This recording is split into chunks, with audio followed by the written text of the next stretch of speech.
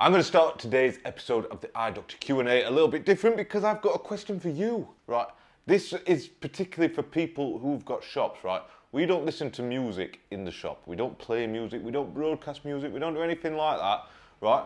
On odd occasions, we'll listen to a podcast, right? That's people talking.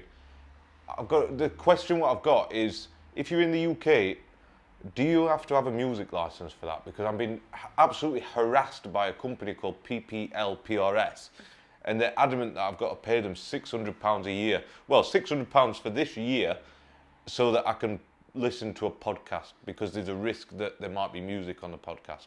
Now, I don't think that that's true, and I've looked into the government stuff about it, and it literally says music. If you listen to music or play music in the store, then you have to pay a license, which I would pay, but it's just ridiculous. So I want to know, if you've got a shop or a phone repair shop, that's my target audience is you, then do you pay this license? Have you been hounded by them?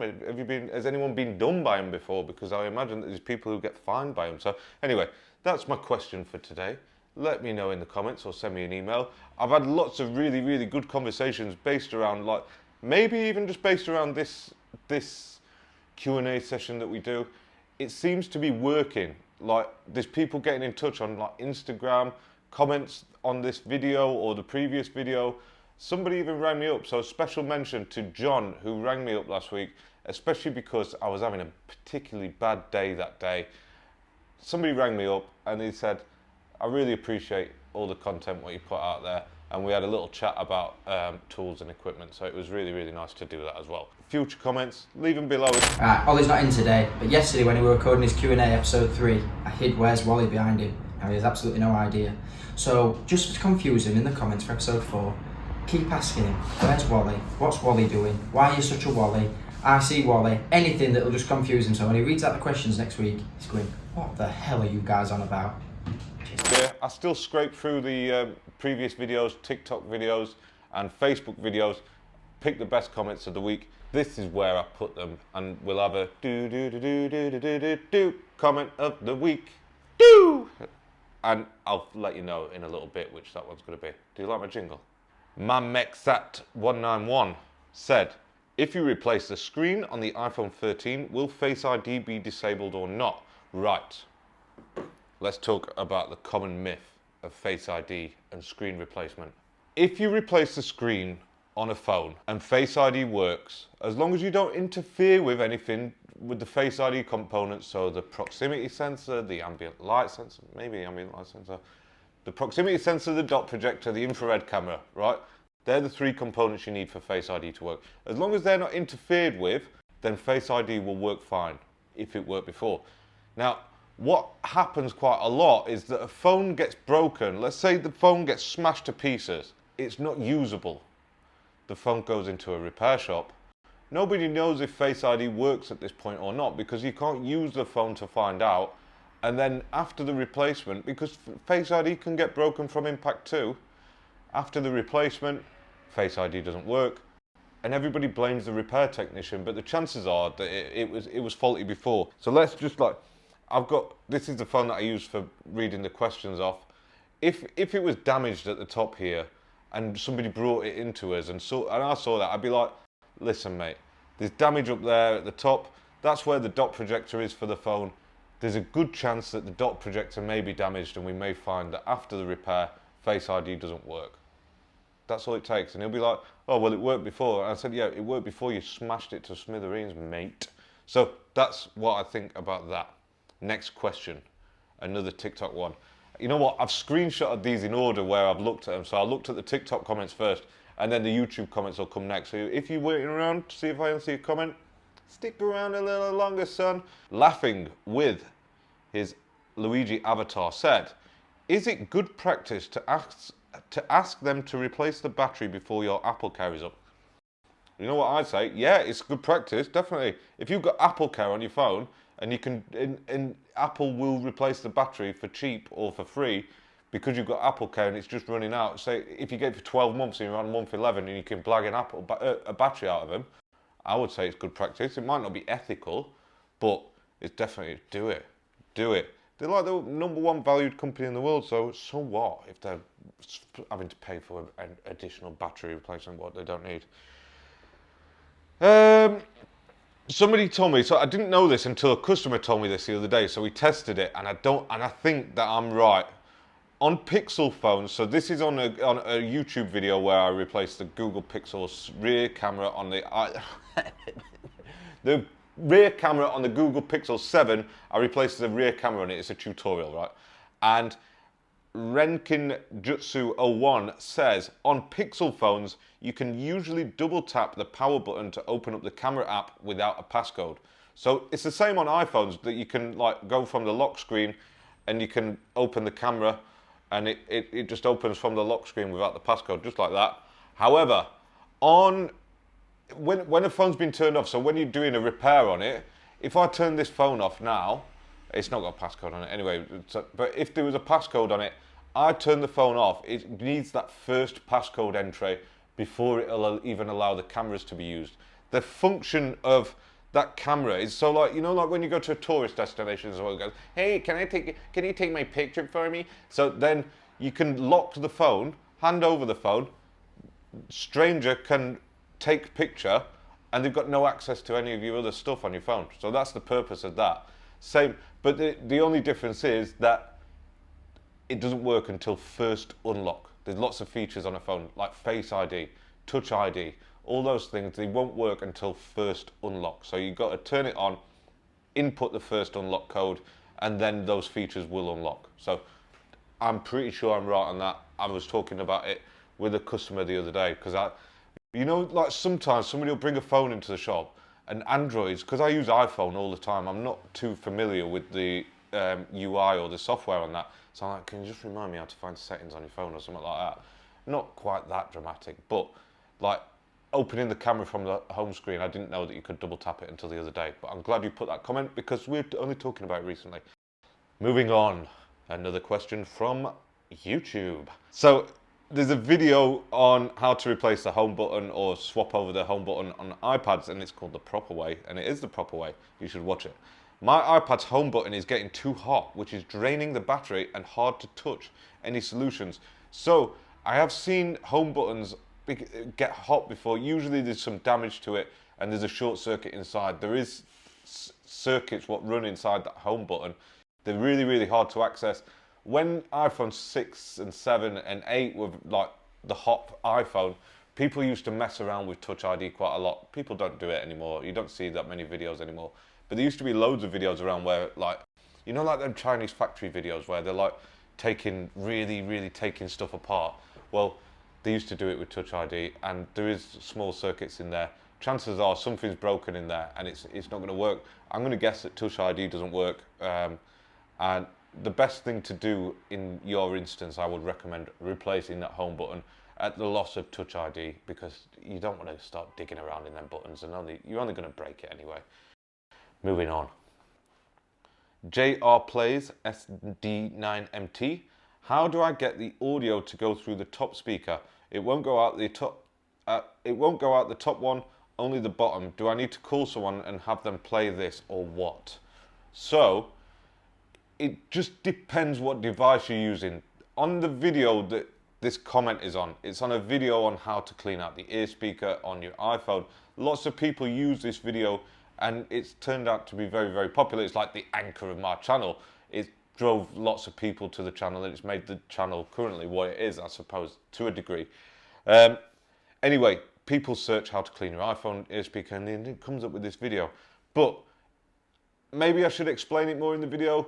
I just made it ages ago, and it just hit off. If I made it again, I would explain this more. But it only works for certain iPhones. So I don't think that it works for like iPhone 6, 7, 8, because it doesn't have the sort of surround sound that the XR, 11, 12, so on has. So if you've got no sound in your ear speaker, it relies on that sound being like the surround sound. I don't know, is it 3D sound? I can't remember what Apple call it. But where sound comes out of the bottom speaker and the top speaker all times, when you play a YouTube video, it sort of comes from this side and it comes from that side, and that's how it works. But some phones it doesn't work on like that. So just check your model. The other reason why it might not come out of the top speaker would be because the ear speaker is actually broken itself. So very common on iPhone 12 and 12 Pro, there'll be lots of comments on that exact video saying it doesn't work, blah, blah, blah, right? I guarantee those users are iPhone 12, 12 Pro users, because there's lots of comments that say it does actually work. Now, let's move on. More questions. I've got loads of questions to actually go through today. I don't know if I mentioned it in the last video, but I was hungover. I can't even remember what I talked about in that video. But I've enjoyed every single one of these episodes that we've done, and we just need to keep doing more and more. So keep them comments coming. Ben, you know what? Ben, I really appreciate every time you comment and remind me that I forget to put the link in the description. We are actually really on it. There was John rang up, another subscriber of ours, and we were discussing the effectiveness of links and whether it's worth bothering with. And then literally 2 days later, we got a check. I say check, it sounds so American. A check. I got an email from Amazon saying that they'd given me X amount of money. And I was like, oh my God, we actually do need to put the links in bio, because they are affiliate links, but they help the channel to grow. So I will be continuing improving, Ben. You're going to have to find something else to comment on my video, because I'm going to be putting them links in there, and you're going to have to pick on something else. Moving on. I'm only joking, by the way. iPhone 11 screen replacement tutorial. Somebody commented, I'm not going to try and say this name, but TechnologyQ&Aseries 2720. I tried it anyway. Let me know if I got it right. Are you using an LCD or an OLED? Right. If it's an iPhone 11, it's got an LCD screen. It's a backlit driven LCD screen. So I would have used, albeit aftermarket, an LCD screen. I wouldn't use an OLED screen on an iPhone 11. If it's an iPhone 11 Pro, that's got an OLED screen on it. Same for the X, same for the 12, all those ones. If they've got an OLED screen on it, I will use an aftermarket one in the tutorials, but they will be a like for like one. So if it's a soft OLED display, I will use a soft OLED display. Unless I say otherwise, which I just wouldn't use a LCD. Yeah, we don't do it. We just don't. So that's that question answered. One of my favourite questions this week. I don't think it's quite made question of the week. Coops360 said, I know you're on the red side of the city, but Wednesday or United. So, I don't know, I'm making assumptions here. I'm not a massive football fan, but I've grown up like literally a stone's throw away from this shop, and I lived in this area for like 23 years of my life or something. I've always been this side of the city, and I've always been a Sheffield United fan, and that's that. But we're like, in the shop, I don't know about Cam. We've got a lad who works on Saturdays, but he only works one day a week, 6 hours a week, so his percentage would be minimal. Alex, Nathan, and me were at 66% Sheffield United in here and 33% Wednesday. The only problem is Nathan's actually got owls on his knuckles, like a proper pleb. And like on a Saturday afternoon, we get a lot of football traffic walking up and down here. So we get people walking in and they see him, and everyone wants to hit him. But I mean, me and Alex both want to hit him every day anyway. So we're United. We're a Sheffield United store. Yes. Moving on. Oh, you know what, John? Big up yourself again. I keep talking about it in this video. Honestly, we should be really good friends. Bitching Q&A about the previous video. Thank you. I appreciate it, mate. I really do appreciate it. Gary Williams 1168 says, "Can you do front glass repair? My iPhone 11 screen works fine, but is heavily scratched." I think if you go on our TikTok or Facebook, right, I've done a short on this before. I might have posted it on YouTube Shorts. I don't use it very often. We'll talk about that another day. But so short video about how like this really scratched up iPhone 11, and we replaced just the glass on it. Now I don't really offer that as a service just because it's super time consuming. I need loads of individual parts, and I just never got round to it. We offer glass only on iPads and Apple Watches because there's money in it. But for, like, say an iPhone 11 screen, there's just not enough money in it for the amount of labour that it takes.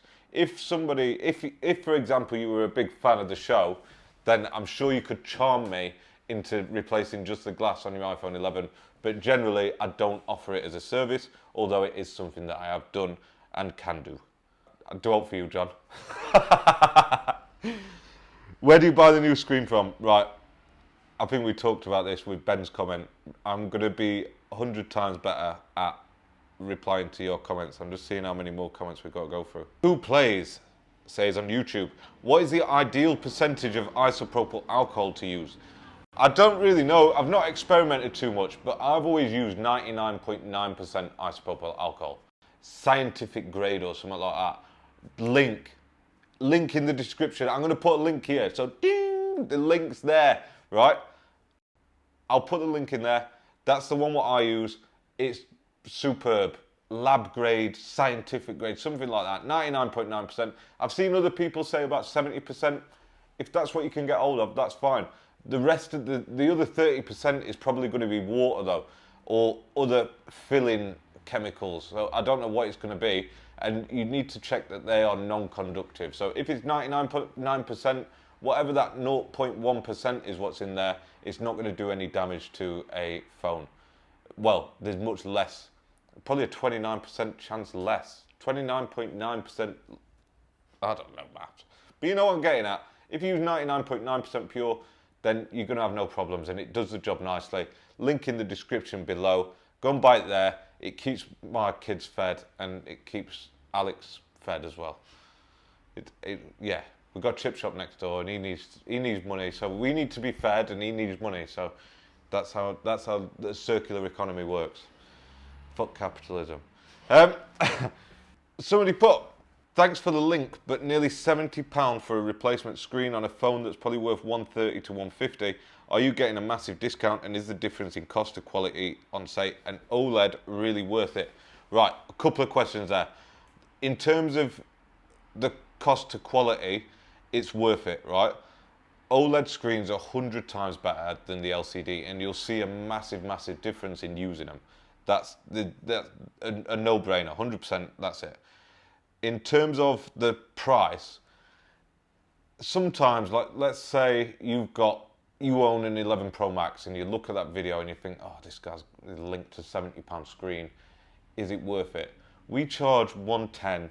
We charge £110 to replace that screen. So there's a £30 to £40 labour cost there, depending how much we pay in postage, because we still have to pay postage. I pay the same amount as it says on the screen surgery website that's linked there. And that's it, but our customers are paying that, and it's totally up to them. I've got 2 in today, 11 Pro Max for screen replacements, and we do them regularly. So we can offset that the delivery cost a little bit, but we still got to pay 70 quid, and they're still worth it, 100%. I really, really think so. Moving on. Torsten6777 says, to heat up the phone, I just put it in a pot of boiling water. I know it's not a question, but it's just, I hope he's been stupid. But if he's not, then you need some rice in your life. Uncle Ben's, every time. Whilst we're talking about isopropyl alcohol, Manasir, I'm not sure. I struggle to pronounce some of these names, and it's funny that I should say that, because that's what I'm going to talk about now. Isopropyl alcohol. I struggle to say, whenever I'm making a video, I'm like, alcohol. Or something like that. I would say alcohol instead of alcohol. It's just, I don't know. Isopropyl alcohol. That's how you say it. So, is it isopropyl or isopropyl? I'm confused too. Yeah. You know what? I missed the top question. It's time for Ollie's top question of the week. Tech-related question for you from ALZ8X. You win this week. What would win in a fight, a bear or a lion? I'm not going to discuss it too long. I don't know. What are we on? How long? 21 minutes. We've got a couple of minutes we can talk about whether our Ursuline, is it Ursuline? Is that a bear? Friends, or our feline friends would win. I'm putting fucking brown bear pummels a lion every single time. They're massive. Bears are big. Lions, they're shit on their own as well. Absolute garbage. Lions aren't doing anything on their own. Have you ever seen that video where that gang of hyenas is fucking up that lion? I'm telling you now, lions aren't doing anything against a bear. A bear's going to fuck it up. Siberian tiger, now that's a fight. A brown bear versus Siberian tiger, or even black bear versus Siberian tiger. Now we're talking, that's a fight. Lion, absolute pussies. Seen them. That just about concludes the video. I've enjoyed this one. Again, I keep saying about how much I enjoy them, but I like answering your questions, so keep them coming. I want more next week, better ones. Lions and bears. Let's do it. See you in the next one.